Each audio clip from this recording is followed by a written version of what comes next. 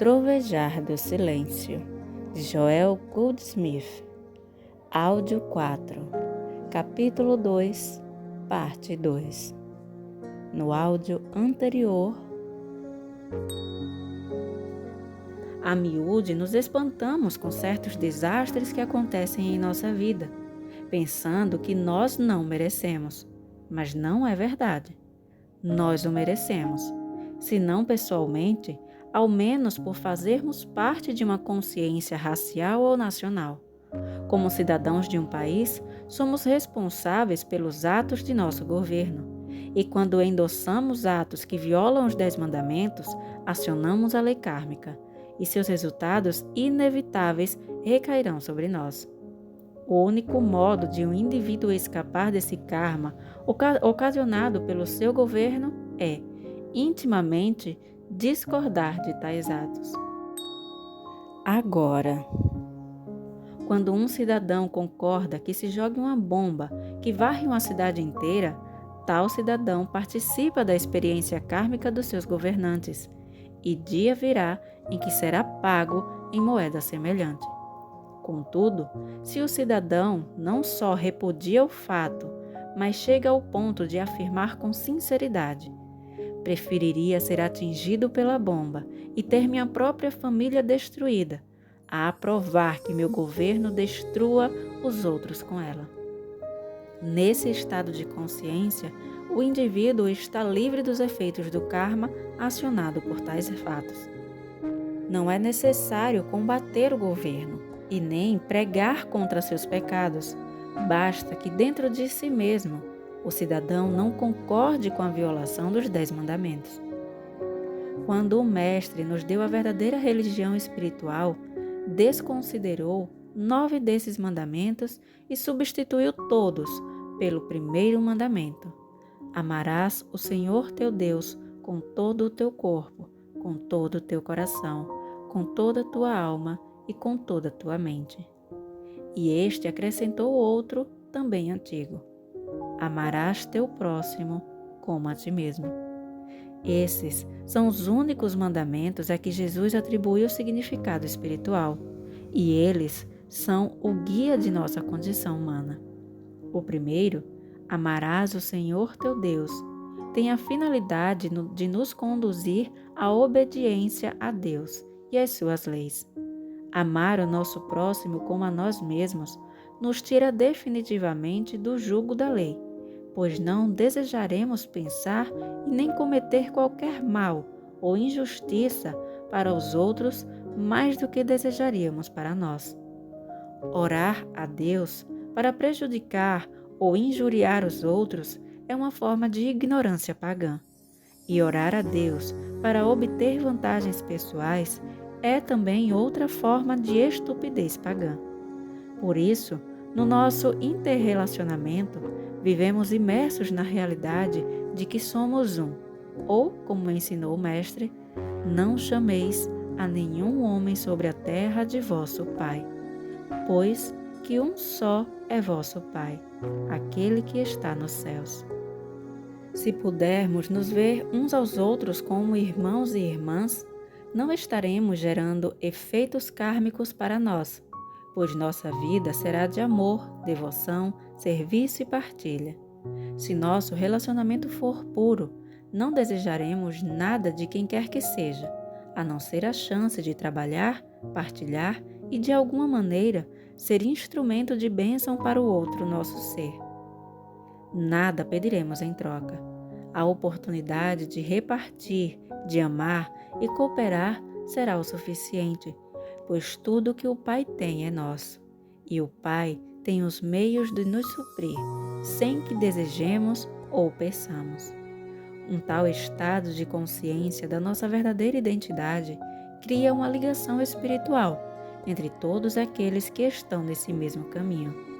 Nessa ligação, ninguém pensa em tirar vantagem de qualquer outro, ninguém pensa no benefício próprio, em auto-engrandecimento ou em qualquer forma egoísta, mas sim em partilhar o eu.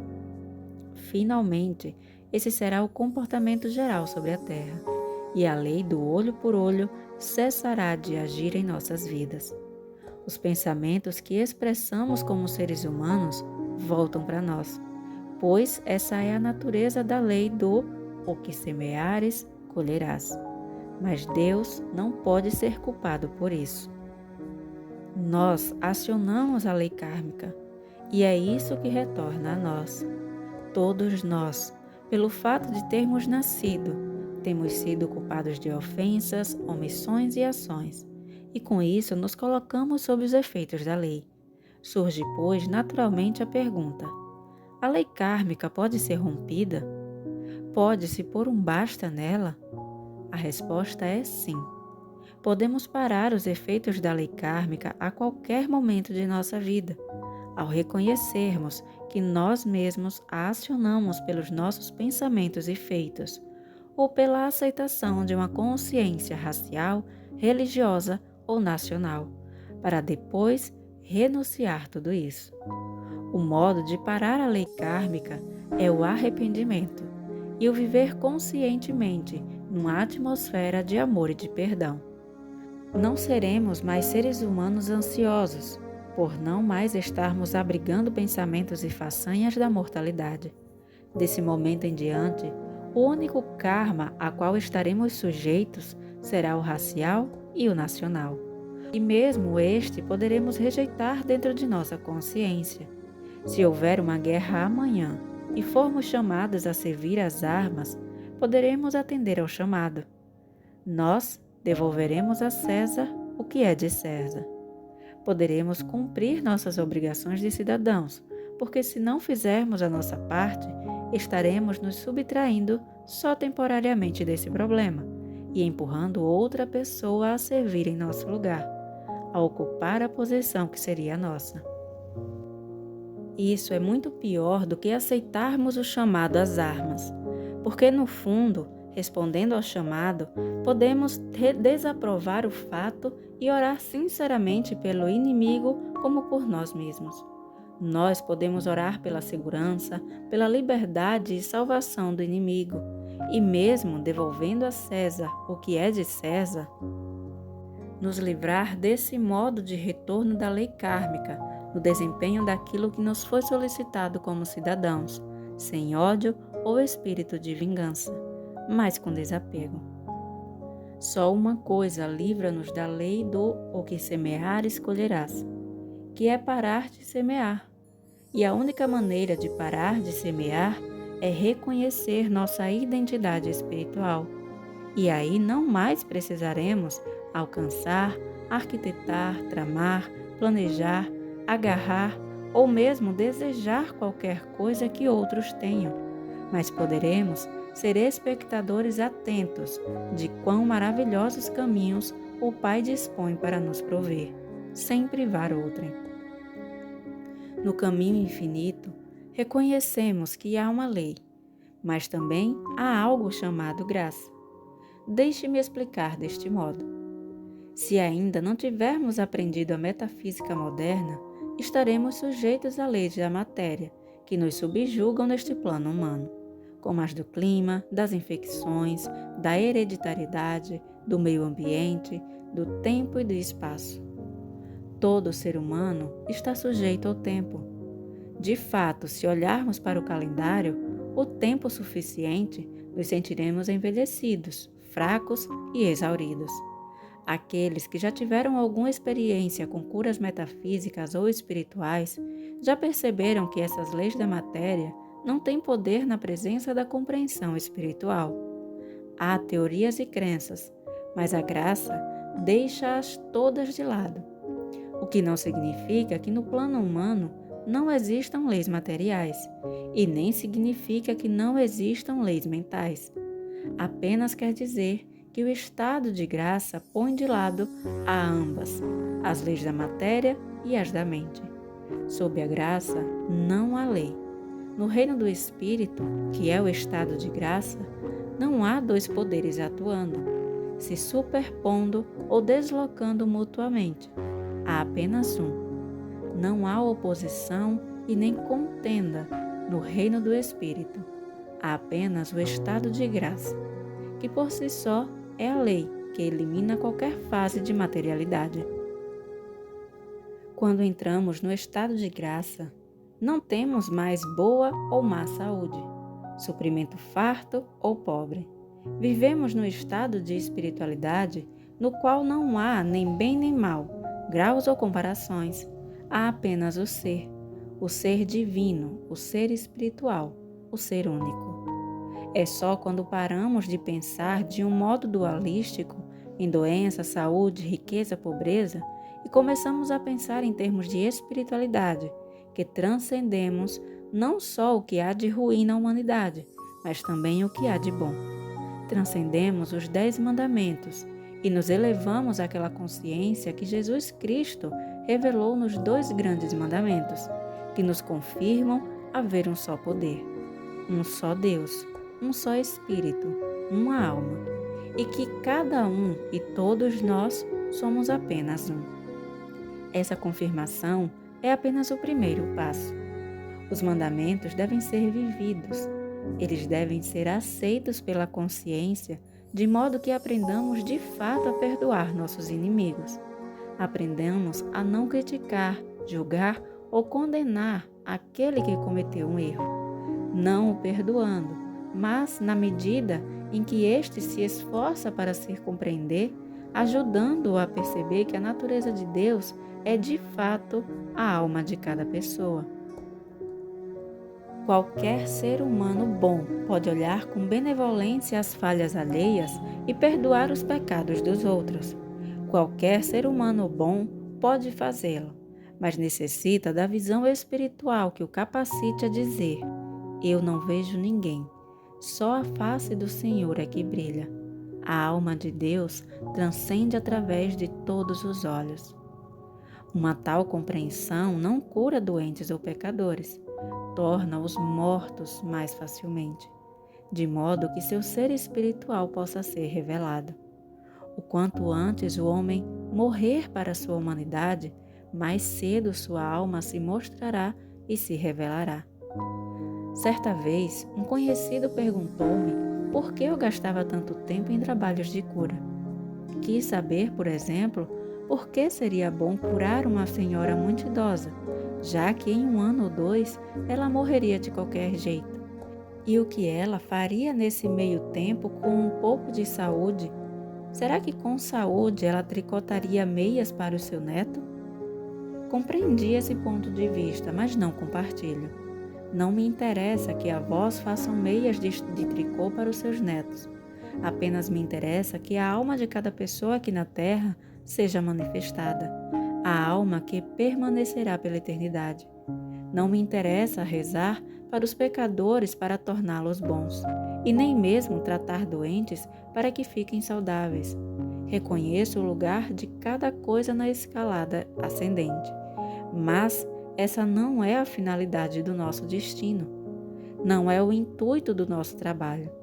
Agora é chegado o tempo de não mais pensar em ser saudável ou rico, e sim o momento de pensar em ser espiritual. Tempo chegou de pensar no ser, de perceber que o Espírito de Deus reside em nós, a fim de que possamos reivindicar nossa herança de filhos de Deus, co-herdeiros com Cristo de todas as riquezas do céu. É tempo de pensarmos assim: se fôssemos crucificados, poderíamos ressurgir do túmulo?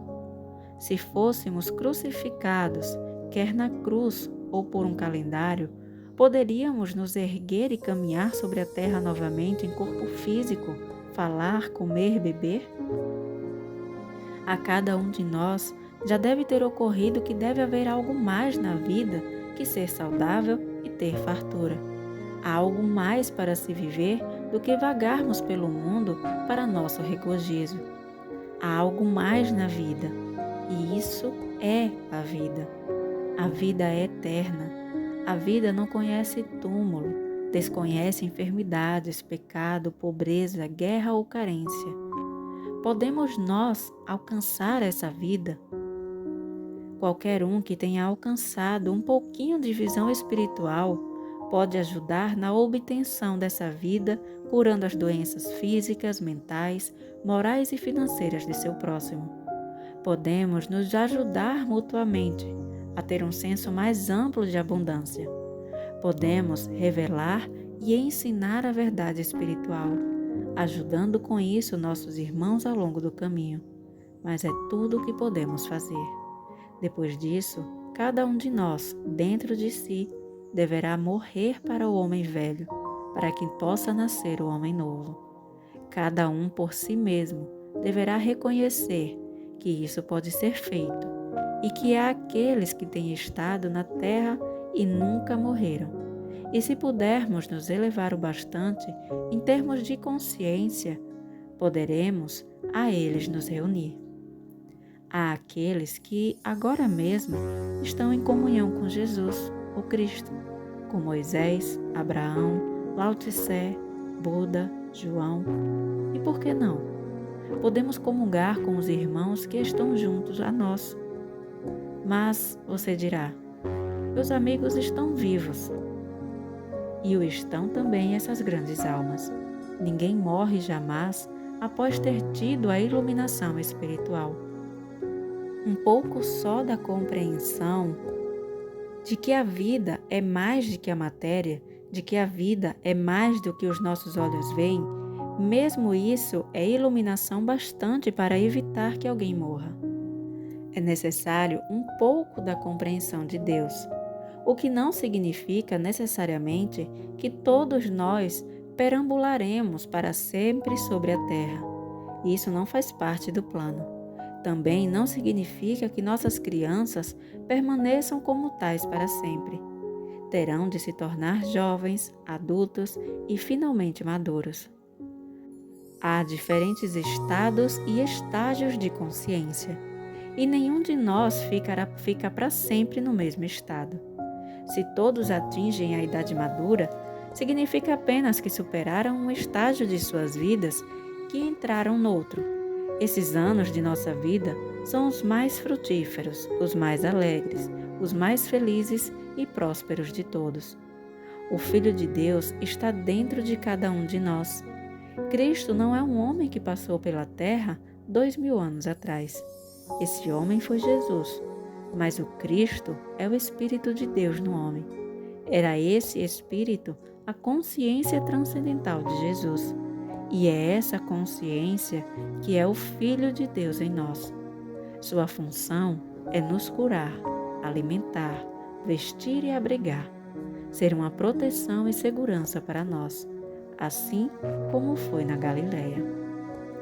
Para nos valermos dele, temos de nos livrar desse Deus de prêmio e castigo e aceitar o Deus de amor, no qual não há escuridão nem qualidades humanas, nem sombra de mortalidade.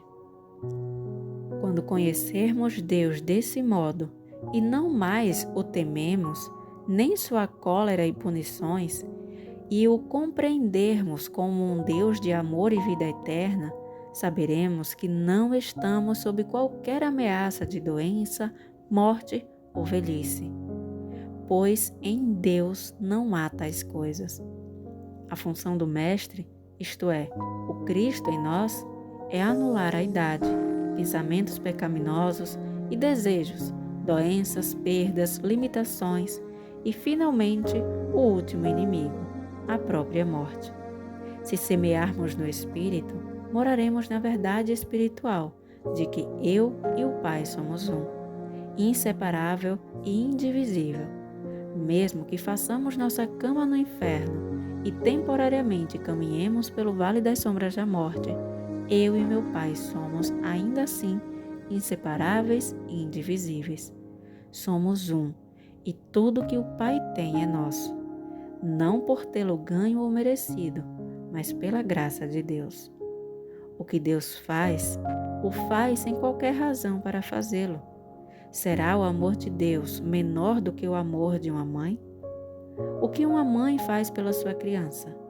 O faz sem qualquer razão, e ela não cobra em troca da criança.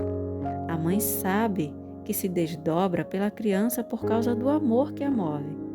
A mãe nunca pune sua criança, corrige, disciplina, isto sim, mas uma mãe normal não pune. A mãe humana ama menos uma criança que errou do que outra boazinha? Pelo contrário, às vezes até um pouco mais. E terá uma mãe mais amor que Deus? E será Deus menos que uma mãe humana? Deus não é um super-humano, não é uma pessoa com emoções humanas. Deus não tem piedade e nem condena. Deus é e está disponível para todos aqueles que podem reconhecer que Deus é. Todas as nossas orações absurdas, suplicando que Deus seja diferente do que é, cessarão no momento em que descobrirmos que Ele não é influenciado pelo homem e nem recebe suas ordens. Deus não aceita nossa ideia de justiça, de amor e piedade, mas nos concede sua ideia de amor, de justiça e mercê se escutarmos a pequena voz silenciosa. Honremos a Deus pela compreensão de sua onipotência, sua onipresença, sua onisciência. Deus é a infinita inteligência e o infinito amor que mantém a lei universal. Em vez de verbalizarmos orações a Deus, fiquemos recolhidos no silêncio dentro de nós mesmos, para podermos ouvir a pequena voz silenciosa.